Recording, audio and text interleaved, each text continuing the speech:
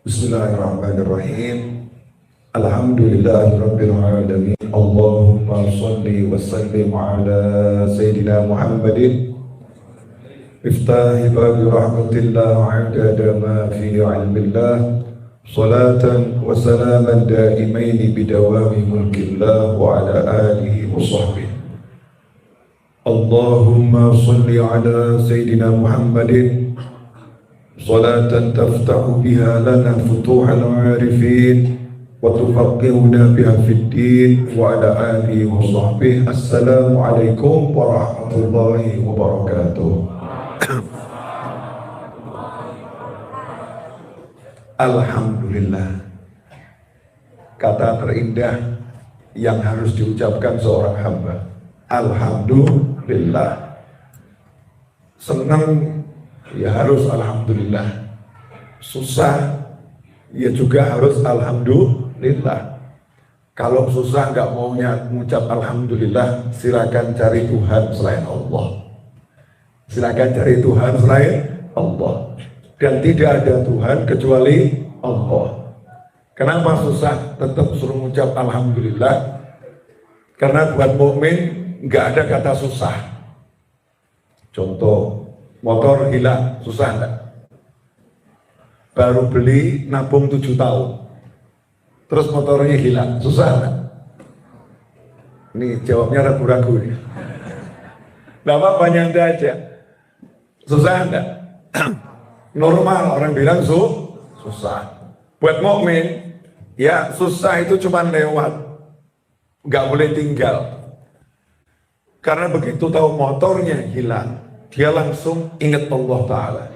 Ala bidzikrillahi tatma'innul qulub. Ketahuilah, hanya dengan ingat Allah, nyebut nama Allah dalam hati, dalam kehidupan, gerak diam, juga di lisan ya. Apapun itu zikrullah, maka langsung hati menjadi tenang. Motor hilang, setan ngajak galau. 7 tahun lo nabungnya, belum tentu bisa beli lagi lo. Tuh kan gara-gara takmir masjidnya pengamanannya kurang beres, mulai setan. Kalau di mall tuh gara-gara, ya nggak usah pakai gara-gara. Tapi begitu motor hilang, ini yang kehilangan mukmin, ingat dia sama Allah Ta'ala. Kemarin saya nggak punya motor, dulu saya nggak punya duit. Lahir saya nggak punya baju, sekarang saya punya semuanya. Sekarang saya punya semuanya, bajunya ada, bisa jalan, bisa bicara, bisa lari. Langsung dia ucap inna lillahi wa inna ilaihi rajiun. Inna lillah, sesungguhnya kami ini lillah. Artinya lillah itu banyak, di antaranya adalah milik Allah. Milik Allah, judulnya milik Allah, ya untuk Allah. Namanya juga milik Allah, untuk Allah. Kalau udah sadar dirinya milik Allah, untuk Allah, inna lillah. Lawang badan saya aja milik Allah, nyawa saya aja milik Allah, apalagi cuman motor saya. Motor juga milik Allah. Wa inna ilaihi rajiun.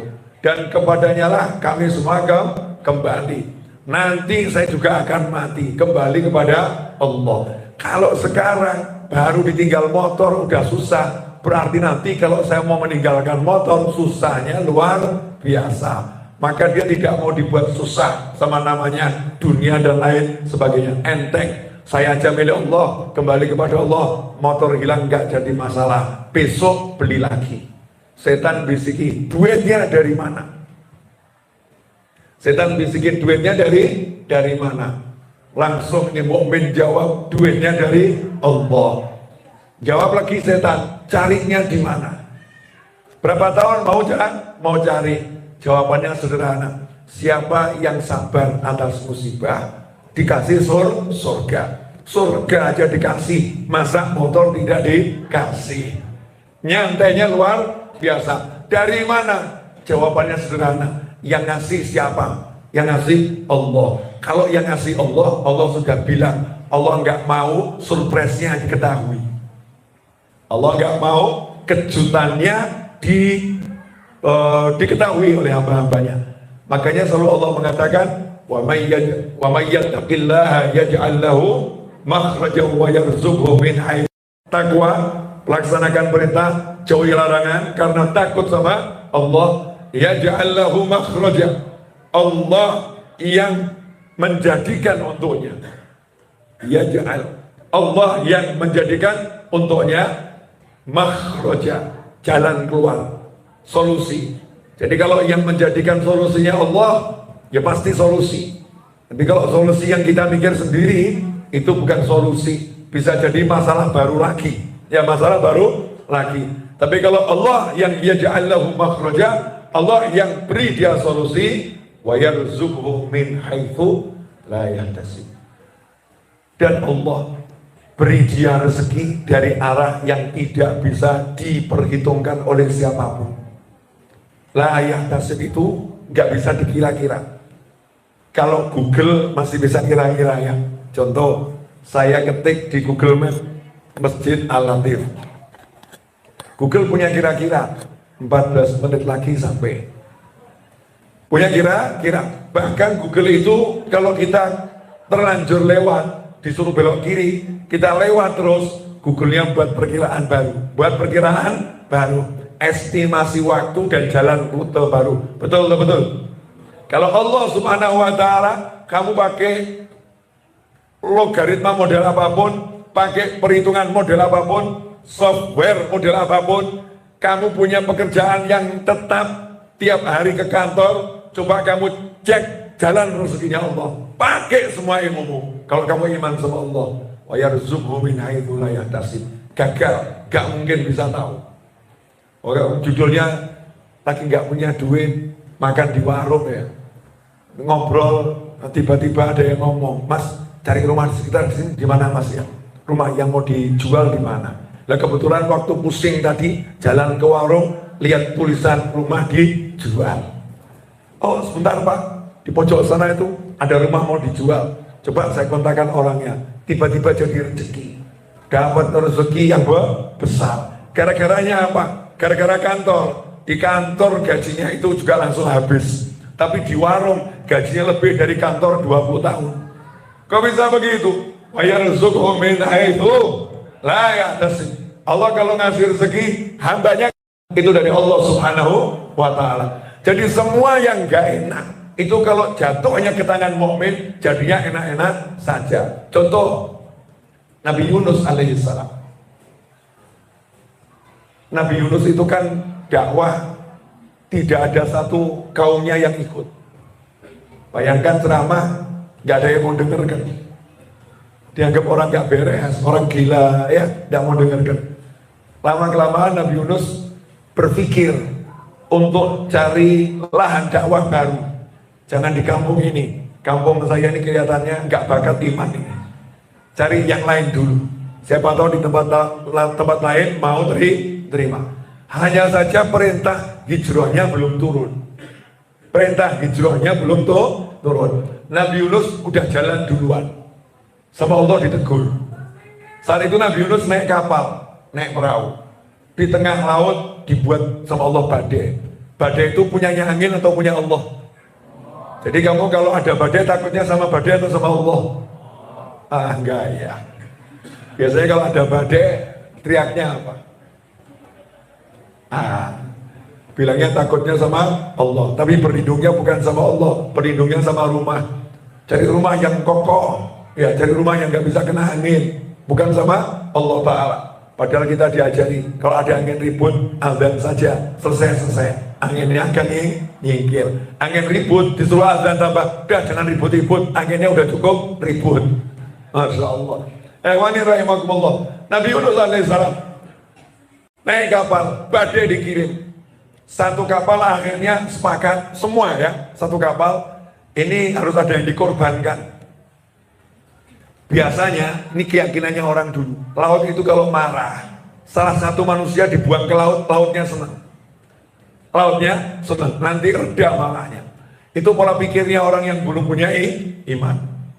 Maka, karena itu kesepakatan satu kapal, dan juga untuk mengurangi muatan. Nabi Yunus mau tidak mau harus ikut. Mau tidak mau harus ikut. Ini pokoknya harus adil. Diundi, harus dibuang. Subhanallah. Yang keluar namanya Nabi Yunus. Begitu keluar nama Nabi Yunus alaihissalam, satu kapal teriak, jangan yang ini. Jangan yang ini. Ini orang baik. Wajahnya baik. Selama di kapal dia baik, gak layak dibuang ke laut. Sejak dia beriman, baru masuk kapal sebentar, satu kapal udah tahu ini orang baik. Ini orang baik. Sementara kita hidup di kampung sudah 20 tahun, satu kampung belum paham kalau kita orang baik. Satu kampung belum paham kalau kita orang baik. Dan bahkan kita nggak bisa bedakan mana orang baik dan mana orang yang kurang baik. Itu baiknya lebih banyak. Yang ini baiknya lebih sedikit. Ini orang-orang belum beriman, satu kapal sama Nabi Yunus alaihissalam paham, ini orang baik, jangan dibuang. Nah, anehnya, kadang kita itu orang baik justru kita buang. Alhamdulillah ibu-ibu, ibu kalau punya suami yang baik, tapi duitnya sedikit, terus ada tawaran suami orang lain kurang baik, duitnya banyak, pilih yang mana bu? Jangan gaya. Ya, mesti ngomong sama suaminya, kamu gak seperti dia itu loh. Ya, suaminya baik, suaminya belikan dia mobil, belikan rumah, suaminya tiap bulan kasih dia ATM, saldonya unlimited. Aku boro-boro ATM, duit saja kamu limit. Duit saja kamu limit. Boro-boro mobil, ya angkot saja, saja itu jarang-jarang. Kamu sering suruh saya jalan kaki. Kapan aku punya suami seperti dia? Ini kurang ajar nih. Kapan aku punya suami seperti dia? Na'udzubillah min dzalik. Nabi Yunus alaihissalam mau dibuang. Satu kapal nolak. Ulangi. Salah ini undiannya salah. Kopiok lagi. Yang keluar lagi-lagi Nabi Yunus. Satu kapal juga teriak, jangan beliau. Ulangi lagi. Begitu 3 kali masih sama. Nabi Yunusnya yang maksa, udah 3 kali, gak boleh diulangi lagi. Makanya biasanya itu kalau udah 3 kali khatam, betul ya? Kalau udah 3 kali selesai. Makanya kalau baca Al-Ikhlas 3 kali, pahalanya juga sama dengan khatam Al-Quran. Biasanya suami istri kalau udah 3 kali, ya, itu kata pengadilan sudah khatam, ya, seperti itu. Maka Nabi Yunus mengatakan udah 3 kali, jadi saya harus dibuang. Yang lain itu buangnya sama sedih. Buang orang soleh sama sedih. Kadang kita tuh buang orang soleh sama senang. Iya, buang orang soleh sama senang. Ini buang orang soleh sama sedih. Apa yang ini nabinya Allah. Ini kekasihnya Allah. Dibuang ke laut. Ya, dibuang ke laut. Yang nyuruh siapa? Skenario-nya siapa ini untuk dibuang ke laut? Skenario Allah. Dibuang ke laut. Cus. Allah kirimkan ikan paus terbesar untuk langsung mengambil tubuh Nabi Yunus alaihissalam. Jangan sampai tubuhnya kena air laut. Jangan sampai tubuhnya merasakan tercebur ke laut. Subhanallah. Cus. Masuk perut ikan paus. Dibawa sama laut ke dasar laut. Gelapnya dasar laut, gelapnya malam, ya, gelapnya perut ikan paus. Saat itu Nabi Yunus dalam perut ikan paus. Apakah berkeluh kesah? Apakah mengatakan sungguh malang nasibku? Kaumku seperti itu di kapal, ya undian aku yang harus dibuang. Begitu dibuang ya masuk perut ikan paus, nasib tak jelas. Apa ngomong begitu? Enggak. Justru Nabi Yunus alaihissalam memanfaatkan situasi dan kondisi untuk dinikmati. Alhamdulillah, gak usah bangun rumah, dikasih rumah. Dindingnya perut ikan paus. Alhamdulillah, gak usah cari ruangan yang 0 volume, ya 0 suara, kedap suara. Buat ruang kedap suara itu gak mudah. Ini 0 suara, sehingga kalau zikirnya teriak-teriak gak ganggu yang di luar. Kalau yang di luar teriak-teriak gak ganggu yang zikir. Ini ruangan kholwat yang sempurna. Ruangan kholwat yang sempurna. Alhamdulillah, gak perlu buat ruangan yang 0 cahaya. Kenapa? Karena di sini udah 0 cahaya. Alhamdulillah, gak usah capek-capek pejamkan mata, karena melek juga gak kelihatan apa-apa. Sehingga cuma duduk Nabi Yunus alaihissalam menikmati suasana itu. Ya Hayyu Ya Qayyum La ilaha illa anta Subhanaka inni kuntu minadh dhalimin.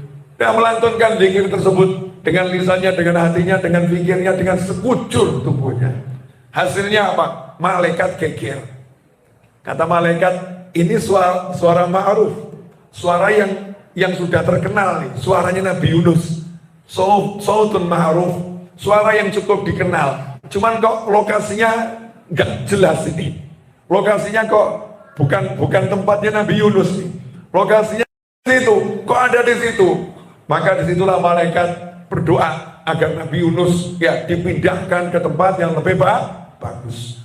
Nyantai Nabi Yunus nikmat, gak usah mikir, gak usah ngapa-ngapain. Kenapa? Karena sudah bersama yang maha memikirkan. Bersama yang maha memikirkan. Yang mikirkan semuanya adalah Allah Rabbul Alamin. Maka Nabi Yunus cukup ya Hayyu Ya Qayyum La ilaha illa anta subhanaka inni kuntu minadh dhalimin. Kontak langsung sama yang punya segala-galanya. Hasilnya Allah bilang sama ikan paus, saatnya Nabiku dikembalikan ke daratan. Daratannya disuruh milih tempat yang enak, disiapkan obat akibat lama dalam perut, lama dalam tempat yang gelap, bercampur sama lendir macam-macam, disiapkan obatnya oleh Allah Subhanahu wa Ta'ala.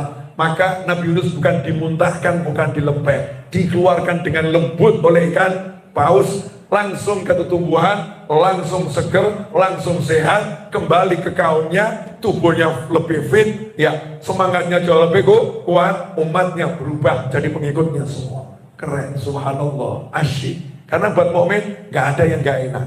Makanya, lillah, ini baru mukaddimah, belum ceramah, saudara-saudara. Tadi kan lagi bahas alhamdulillah, Pak ya.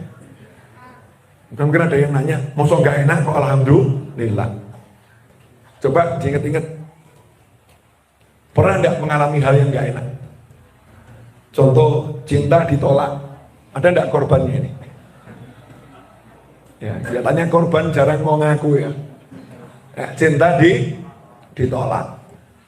10 tahun kemudian cerita sama temannya, alhamdulillah dulu cinta ditolak. Kenapa alhamdulillah? Ternyata 2 tahun yang lalu dia mati. Coba kalau aku itu jadi suaminya, ya jadi suaminya, aku sudah statusnya muda-muda, sudah jadi duda. Kalau itu perempuan, coba aku jadi istrinya, aku sekarang jadi janda muda, kehilangan suami yang dicinta atau istri yang dicinta. Alhamdulillah, aku dulu ditolak cintanya sama dia. Atau mungkin kasus lain, alhamdulillah aku ditolak cintanya sama dia. Coba sama dia, kenapa? Ternyata dia punya penyakit yang mengerikan. Ya, penyakit yang mengerikan. Baru saja aku dapat ujian di kampus itu, nasib saya sama dengan kamu yang kuliah di situ. Sampai sekarang masih jadi karyawan. Alhamdulillah, karena dulu saya tidak diizinkan kuliah by system. Saya daftar, gagal. Akhirnya saya jualan koran. Akhirnya sekarang saya jadi bosnya orang yang jualan koran. Dan sekarang saya udah punya banyak toko buku. Sekarang saya duduk manis, duit datang sendiri. Tidak seperti kamu, duduk manis, duitnya datang sebulan sekali. Bukan maksud menyinggung ya. Ini lagi berbicara alhamdulillah yang terwujud setelah berapa tahun kemudian. Maka untuk mengucap alhamdulillah jangan nunggu nanti. Karena setiap yang gak enak itu pasti enak. Kalau kita lihat dengan pandangan prasangka baik, husnudzon kepada Allah Subhanahu wa Ta'ala. Pada waktu zuhur ini saya mau ngajak ngobrol sedikit, gak banyak. Mudah-mudahan barokah. Ya. Keberkahan kitab Arba'in An-Nawawiyah. Arba'in Nawawiyah ini kan kitab yang dikarang oleh Imam Nawawi yang isinya kumpulan hadis Nabi Muhammad SAW. Jumlahnya 40. Dan 40 hadis itu banyak. Ada Arba'in Nawawiyah karya Imam Nawawi. Ada Arba'in Nawawiyah karya Imam Ghazali dalam Usuluddin. Dan Arba'in Nawawiyah dalam berbagai ilmu yang lain dikarang para ulama. 40 hadis. Kenapa dipilih 40 hadis? Karena ada riwayat hadis dhaif, hadisnya lemah. Yang di situ Nabi bersabda SAW, siapa yang menjaga 40 hadis ya untuk disampaikan kepada umatku, diajarkan, maka dia dapat surga. Bil makna, terjemahan bebasnya seperti itu. Karena ulama itu haus sama surga, meskipun hadisnya dhaif, surganya dikejar, hadisnya dipakai. Sekelas Imam Syafi'i, Imam Ghazali dan imam yang lain mengamalkan hadis dhaif. Maka muncul kesepakatan pakar-pakar hadis. Kalau ada hadis yang dhaif, urusannya amal soleh jangan dibuang, tapi justru harus diamalkan. Karena pakar itu paham, pakar itu paham. Hadis dhaif beda dengan hadis palsu. Tuhan Nabi Muhammad SAW, palsu itu dikarang-karang oleh orang lain. Kalau dhaif itu betul dari Nabi Muhammad SAW. Hanya saja menurut pakar hadis belum bisa dijadikan sumber hukum. Belum bisa dijadikan sumber hukum. Kenapa? Karena untuk sumber hukum hadisnya harus betul-betul kuat. Nah, kecuali kalau nanti ternyata tidak ada hadis kuat, padahal hukum harus ditetapkan. Misal, ya contoh kasus membaca Al-Quran dari handphone. Ini aplikasi Al-Qurannya itu mushaf bukan. Cari hadis tentang aplikasi Al-Quran di handphone adalah mushaf, nggak ono. Cari ayat nggak ada. Kok muncul ada hadis dhaif yang bisa dipakai untuk memberikan fatwa sehubungan dengan masalah tersebut? Maka ulama lebih suka memakai hadis dhaif daripada pikirannya sendiri. Jadi hadis dhaif dipakai sebagai sumber hukum kalau tidak ada ayat Al-Quran yang sahih, yang jelas, atau hadis sahih yang jelas. Tapi ada hadis dhaif yang jelas, maka hadis dhaif yang jelas ini dipakai sebagai landasan hukum. Tapi secara umum untuk hukum hadisnya harus benar-benar sahih. Nah, kenapa hadis dikatakan dhaif? Salah satu alasannya adalah manusianya. Jadi bukan rasulnya, tapi manusia yang periode berikutnya menyampaikan hadis tersebut. Jadi misal begini, Bu. Ibu, kira-kira sekarang sama dulu ingatannya kuat mana? Dulu atau sekarang? Dulu. Sekarang kalau naruh kacamata suka lupa atau suka ingat? Yang lucu tuh kalau ibu-ibu pakai kacamata atau bapak-bapak pakai kacamata, teriak-teriak sama anaknya, kacamata mama mana? Kacamata mana mama? Kacamata papa mana? Gitu ya. Teriak-teriak. Ternyata ada di atas kepalanya. Sehingga anak juga ngomong itu gitu ya. Ternyata ada di atas kepalanya. Dipakai tapi nggak sadar, nggak terasa. Nah, orang yang hidup dengan Nabi Muhammad SAW atau tabi'in yang hidup dengan sahabat Nabi Muhammad SAW, ketika dia dapat hadis, misal umur 40 tahun dapat hadis, hafalannya kuat. 50 tahun dia masih kuat hafalannya. Hafalannya lemah. 70 tahun semakin lemah. Kalau hadis itu beliau sampaikan di umur 70 tahun. Dulu saya pernah dengar dari Nabi Muhammad SAW. Dia sampaikan di umur 70 tahun. Saat hafalannya udah enggak lemah, maka hadisnya juga dianggap hadis yang lemah. Jangan-jangan dia agak lupa. Mungkin ada kalimat yang kurang pas, kurang sesuai. Mungkin bahasanya ini udah dengan bahasanya dia sendiri, maknanya tetap sama. Maka itu hadisnya dipandang hadis yang dhaif. Manusianya hafalannya kurang kuat. Atau hafalannya kuat. Sampai umur 90 tahun juga kuat hafalannya. Hanya saja orangnya jahil. Suka bercanda. Hobinya ngerjain. Ada tuh orang yang punya watak segitu.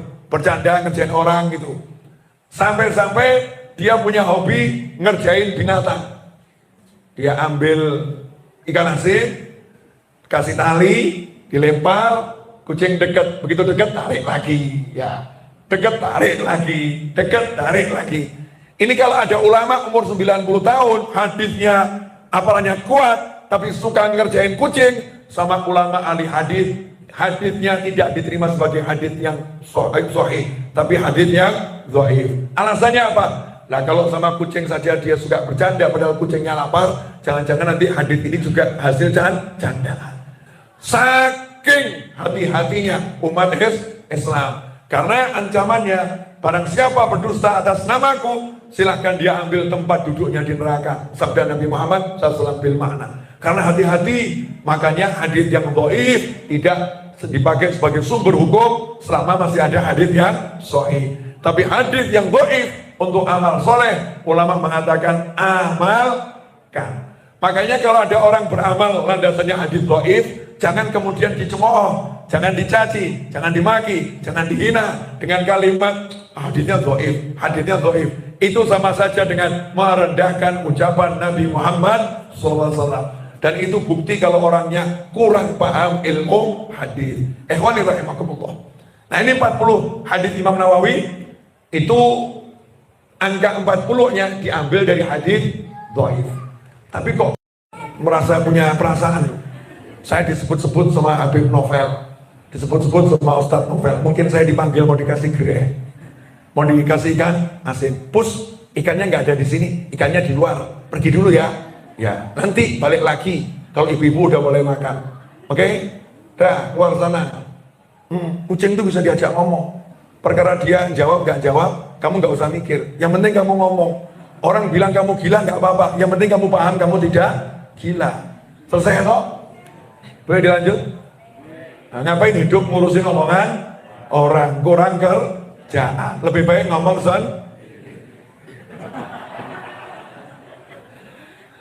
Oke. Kenapa hadisnya Imam Nawawi itu kok jadi seakan-akan gak ada arba'in yang lain? Walaupun yang lain luar biasa. Buku ini punya barokah yang lebih. Yang lain punya berkah, tapi yang ini punya barokah yang lebih. Pertanyaannya, kenapa Imam Nawawi karyanya punya barokah yang lebih dan umurnya punya barokah yang lebih? Imam Nawawi itu meninggal umurnya 46, 45, 46. Masih ada perbedaan hari tahun kelahiran. 45, 40. Sahih Muslim itu penjelasannya yang menjabarkan, yang dipegang ulama seluruh dunia adalah Imam Nawawi. Karyanya itu kalau dihitung lembaran-lembarannya, lembar demi lembar, seluruh karya Imam Nawawi sama umurnya banyak karyanya. Sama umurnya banyak karyanya. Sementara umur kita sama karya kita banyak umur kita. Karyanya gak ada. Umurnya banyak, karyanya gak ada. Imam Nawawi karyanya terlampau banyak, umurnya sebetulnya kalau dihitung gak cukup. Umurnya kalau dihitung gak cukup. Kenapa umurnya yang pendek berkah? Kenapa waktunya yang pendek berkah? Kenapa karyanya yang tipis berkahnya luar biasa? Sampai-sampai ulama mengatakan buku yang dicetak terbanyak di jagat raya setelah mushaf adalah Arba'in An-Nawawiyah. Jadi kalau orang bangga-bangga, saya punya buku dicetak 100.000 eksemplar, 1 juta eksemplar, berbangga itu. Imam Nawawi kalau mau bangga-bangga sekarang dari alam kubur ngomong Allah, baru 1 juta udah sopo, baru 1 juta udah gaya. Munculan PDF tersebar di mana-mana dengan berbagai model Arba'in Nawawiyah. Kenapa bisa berkah? Nah, ini harus dipelajari.